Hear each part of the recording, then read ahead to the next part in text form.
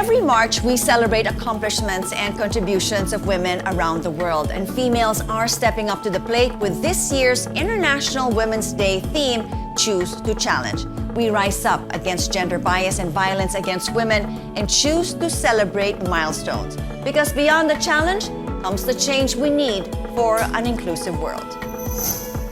This week, we spoke to different women from different fields to hear their stories and how they help empower fellow Filipinas. Welcome to the show. I'm Christine Jacobs-Sandejas, and this is a CNN Philippines special presentation on Women's Month, Choose to Challenge.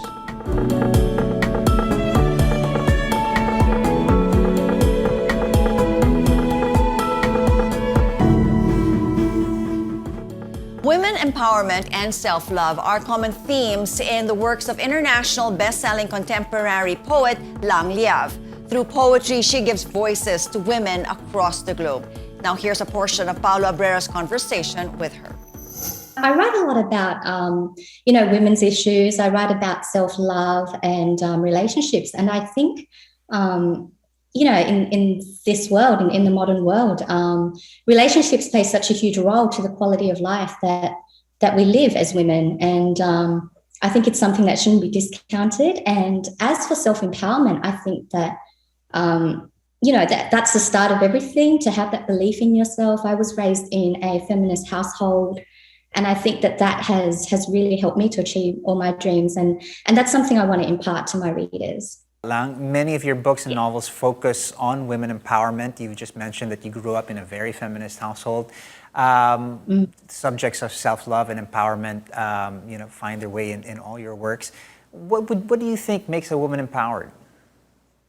I think a woman should have agency, and I think from the start that's what every woman should work toward, having that agency, having the freedom to make your own decisions, and I guess not having, the barriers, whether they're societal or whether they're cultural, to remove as many barriers as possible to be able to achieve that sense of, that sense of independence and having that ability to fulfill your potential. And I think that's the most important thing for a woman. And it's something that I always preach. The entertainment industry was not spared from the ravages of the coronavirus pandemic.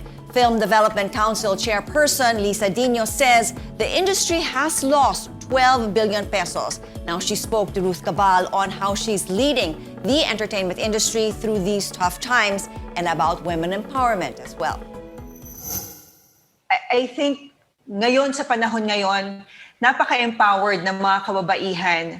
We are able to hold high positions in government, and our authority is recognized. I can say, as a chair of the FDCP in the last 5 years, I was able to nagamit ko yung pagiging babae ko para maisulong yung mga plataforma, yung mga adhikain, mga pangarap ko personally, bilang isang artista din, bago naging public servant, na matupad ito, na maisulong ito, at I received so much respect. I received so much appreciation, not just from this administration, but sa lahat ng mga nakasalamuha ko sa journey na to support our industry. Now more than ever, our voice is recognized. It's respected, and and ngayon talagang nakikita natin karamihan ng mga nagiging leader, hindi naman sa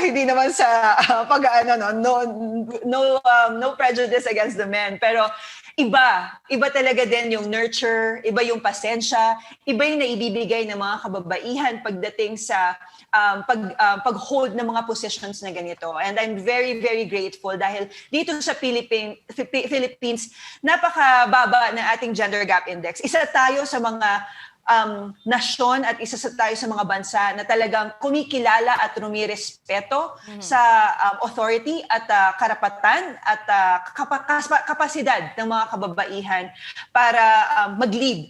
And this has helped me so much in being able to fulfill my dreams and all the things that I aspire for our industry. There are also bright spots in this pandemic as windows of opportunity were opened to women in the entertainment industry. Actress Isa Calzado spoke to Rico Hison about this and the significance of having more platforms to make their voice heard. There are so many projects now. Like, you have the likes of Bella Padilla also, who, pre-pandemic was already writing scripts material that she starred in as well. And I believe she just finished, or I don't know if she has finished it, but she's also directing already. And so there's this, because of all the platforms that are available now, I think there is really more opportunity, not just for women, but for everyone to be able to create, produce, or market their own content, their stories, play the roles that were not very conventional, like non-conventional roles, I guess. So there is certainly more opportunity, but also there is more competition. Yes. Because there are more people now who, I mean, nakita mo, I was just having this conversation with someone. There's so many young people who want to become actors and actresses. So I see that they're all kind of trying and they all want to make it. After the break, our conversation with female leaders in the government. Tourism Secretary Bernadette Romulo Puyat, Senator Risa Ontiveros, and Representative Malu Acosta Alba. Stay tuned.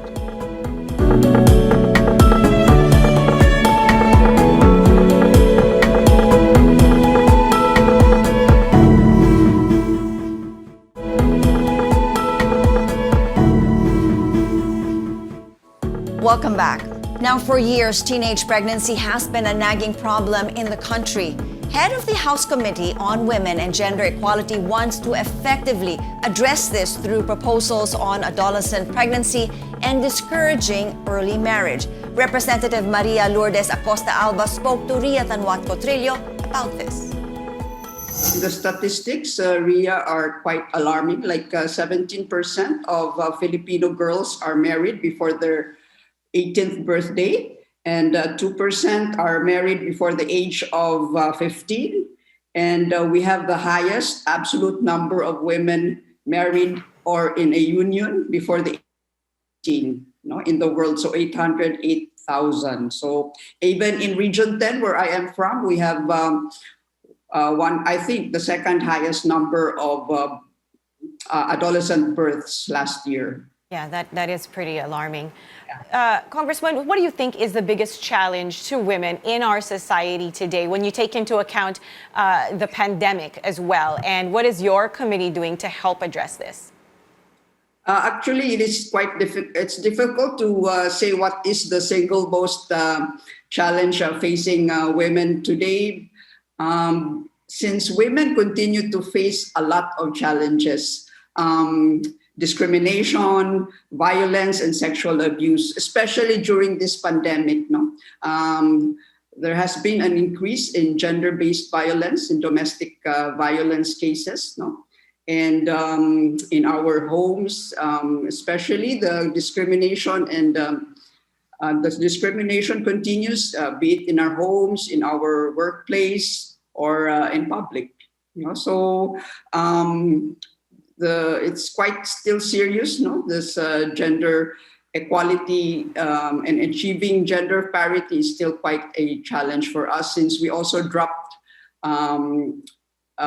globally, in terms of closing the gender gaps. So the Philippines, although we are top in Asia, number one still in closing the gender gap, but we dropped globally also. I think 8 notches lower. All female senators filed a bill for gender-responsive and inclusive protocols to address the needs of women not only during the pandemic but also in emergencies and disasters. Ria Tanwat Cotrillo spoke to Senator Risa Ontiveros about the importance of this bill. So naghain kami nung panukalang iyon, kasama nga lahat kaming mga babaeng senador ng 18th Congress, para tugunan yung mga espesyal na pangangailangan nating mga kababaihan sa ilalim ng pandemya. Gusto kasi namin ng mas komprehensibo at yung tinatawag nating intersectional approach or response sa mga pangangailangan nating mga babae. And some of the concerns, needs, and responses covered here, Ria, would span gender-based violence, the reduced family planning services, and the unpaid care work.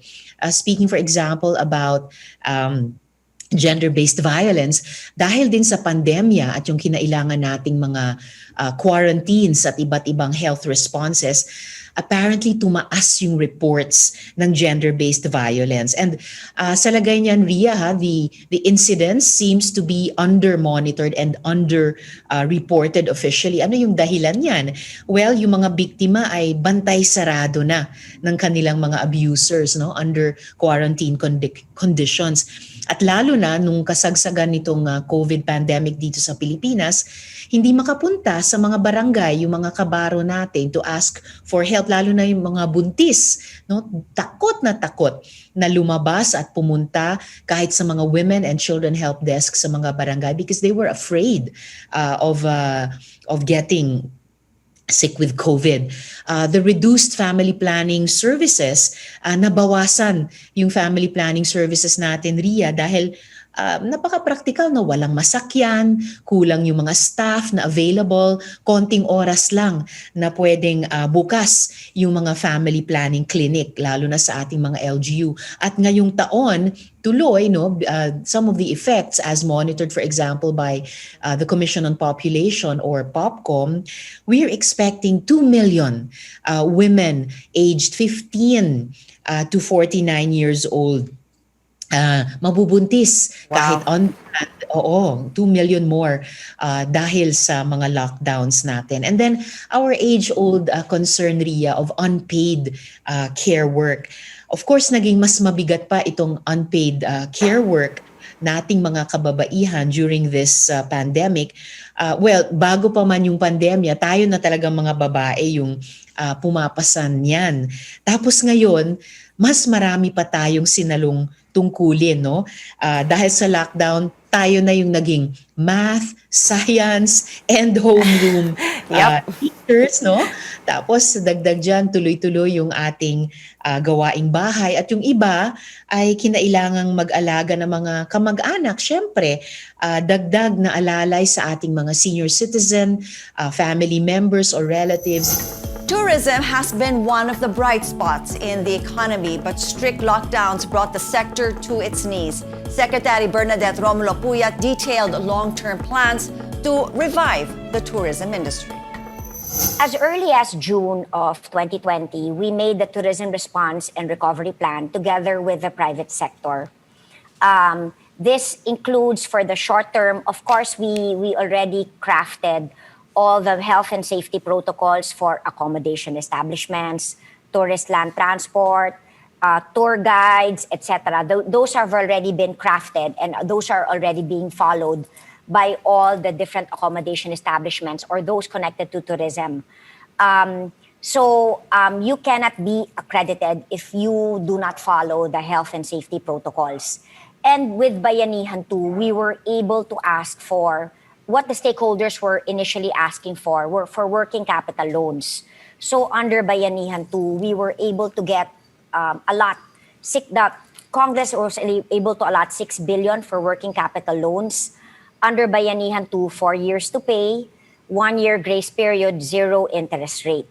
We also have, for the short term, financial assistance, 3.1 billion for all the employees of the DOT accredited enterprises, LGU license, and recently we were able to ask DOLE to expand this definition so we could give 5,000 financial assistance to all those working in tourist destinations. So that includes tricycle drivers, those that earn income from tourism. So it's not only limited to those working in hotels. That's for the short term. For the medium term, of course, we continue, actually ongoing even for the short term, we've already been marketing the Department of Tourism as top of mind. As a woman leader in one of the most badly hit sectors because of the pandemic, how do you manage to stay on top of the situation? that's how women are. Women, whether you're in government or whether you're in the private sector or in the household, women are the leaders. We are the ones that hold the fort. So women, it has been proven during the pandemic, has proved to be a partner in nation building as a major contributor in economic growth. You know that most women now are actually working. And because to make both ends meet, to help the family, and women have been crucial. You know, Ria, when we were crafting all these health and safety protocols, the women were very influential. They were very important in all the protocols that we crafted. Maybe it's because women are more, I don't know, empathize. They always see what is good for everybody, for what is good for their family.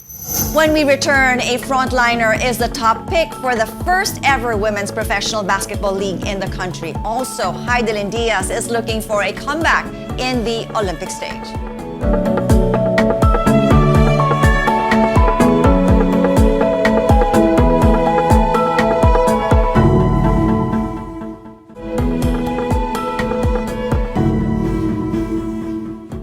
Olympic silver medalist Heidelin Diaz wants to bring glory to the country again in this year's Summer Games after her 2016 feat. Rico Hizon spoke to Heidelin as she trains in Malaysia to qualify for the Tokyo Olympics. Heidelin talked about the importance of her win for other Filipina athletes. Para sa akin, napaka-importante kasi ang mga Filipina athletes, they need someone to look up to, lalo-lalo na sa Olympics. And importante din ito para malaman ng mga bawat Pilipina na kaya din natin manalo sa Olympics. Kaya nating lumaban, hindi dahil galing tayo sa Pilipinas, hindi. Pilipina tayo at kaya ng kapasidad at abilidad natin. And you are a role model for Filipina athletes, Heidelin, at sana marami pa mga Filipina athletes ang sumunod sa iyong mga yapak at manalo ng marami pang gantimpala sa larangan ng sports. Pero, kamusta naman ang suporta para sa mga Filipina athletes? Kung makikita nyo, kung sa data, makikita nyo ng Filipina athletes ay ang daming medal na iuwi. So kung yung suporta, may suporta naman from government. May suporta naman from NSA and supporters. So ngayon, mas tanggap na kami sa sports. Mas tanggap na ang kababaihan sa sports. At mas marami ng iniidolo ang mga kababaihan na kabataan. Kasi ang dami ng weightlifter or mga Pilipina na naglalaro sa international competition na nananalo. You are indeed paving the way for more Filipina athletes, Heidelin, to be successful not only on the local stage but on the international stage. Yung Olympics, Heidelin, malapit na, 6 months away. Kamusta ang training mo dyan sa Malaysia? So far, so good. Ang dami ko nang nababreak na record and we're almost 13 months here in Malaysia. And I'm preparing now for my last Olympic qualifying on April. And yung April, no, is in Uzbekistan. And this is the qualifiers. And if you win that, or you will make it to the Tokyo Olympics. Yes, definitely. Actually, I just need to compete.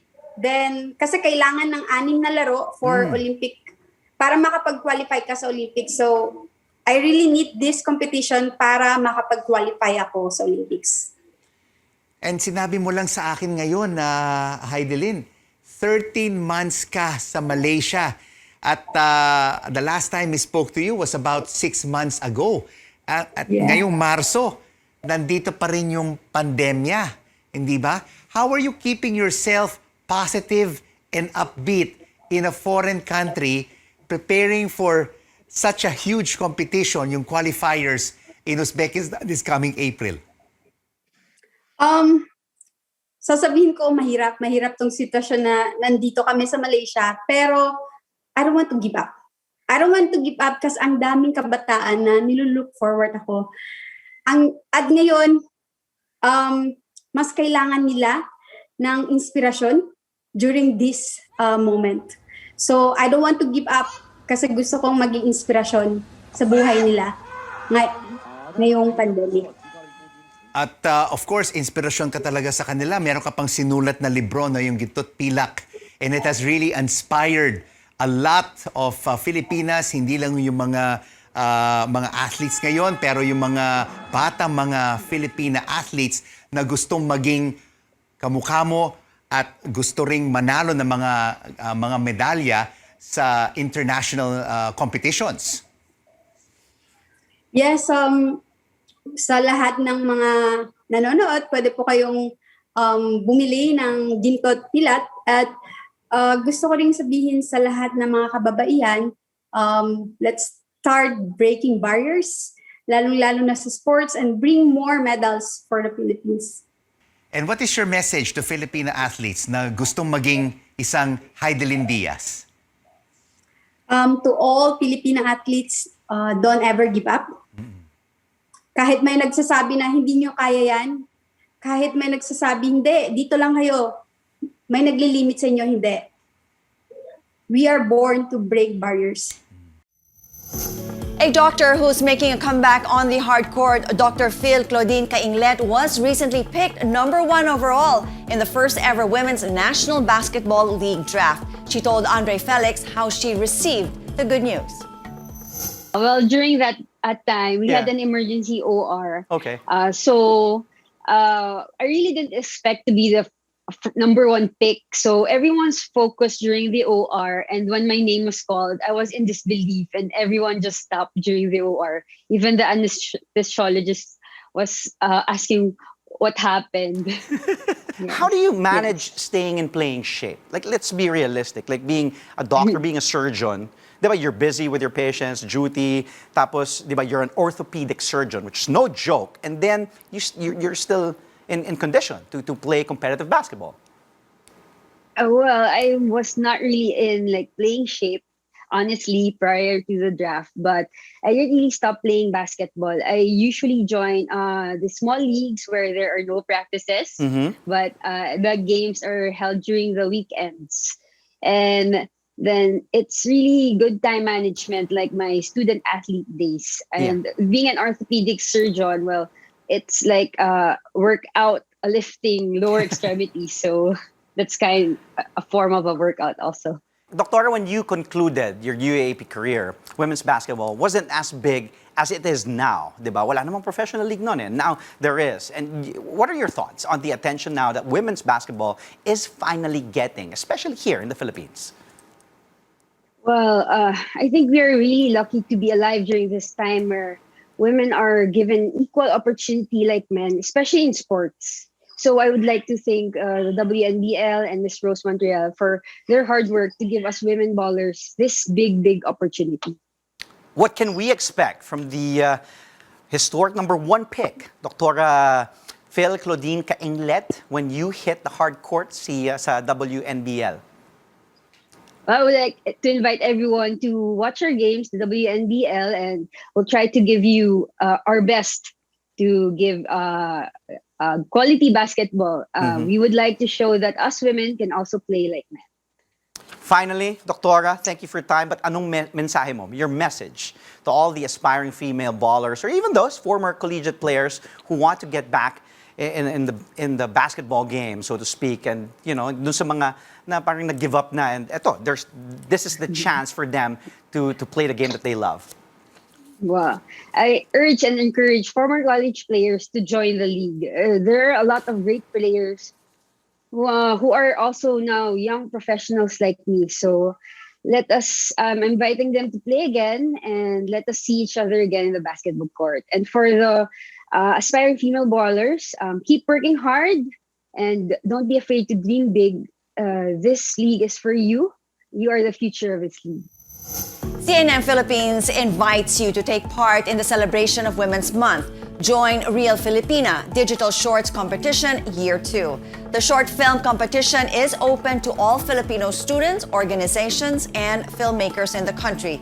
This year's theme, A Challenged World, is an alert world, and you may win up to 100,000 pesos in cash.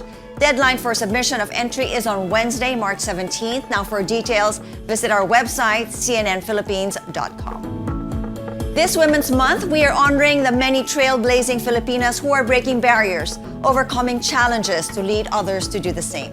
Join us again next time. I'm Christine Jacobs-Sandejas, and this is a CNN Philippines special presentation.